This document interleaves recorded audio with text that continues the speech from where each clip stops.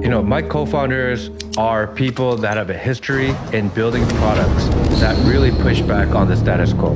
So I'll give you a quick outline of who they are. Maybe that helps filling the picture together. So the person that invented the systems architecture, his name is Andrew Lee. He was the founder of private internet access. Wow. So private internet access is one of the largest VPNs in the world.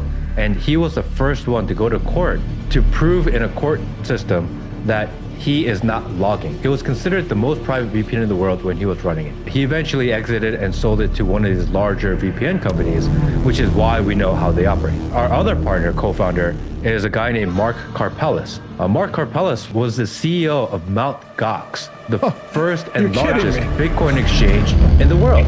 So in 2011, he was fighting for cryptocurrency, not for, hey, when do we speculate? But how do we create cryptocurrencies so that we can trade freely without the government overreach? So this is what he built his life on. Our fourth co-founder is Roger Ver. People call him Bitcoin Jesus. He was one of the biggest advocates for freedom in commerce and currency in the world. That's what he built his entire career on, is the fact that you have to be able to have commerce and trade freely. So this is not a group of people that are, hey, we have an idea, let's make a bunch of money, and maybe we can create a tech company out of it. No, this is a group of people that this has been our life mission for a very long time. We're fortunate that we came up with one idea that I think really works and are fully aware that there are going to be agencies throughout the world that are not going to like what we're doing, but really believe that privacy is freedom. If you don't have privacy, you don't have freedom. And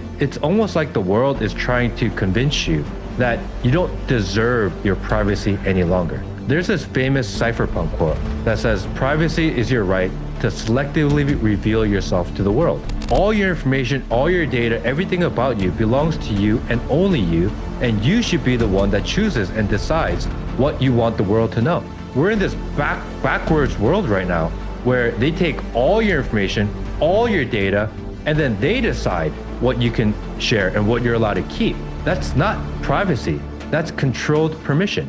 They control what you're allowed to keep about yourself. And that's just absolutely crazy and asinine. And people have to believe that privacy is a human right, that it belongs to you. We believe and that. It's something that we actually have to fight for.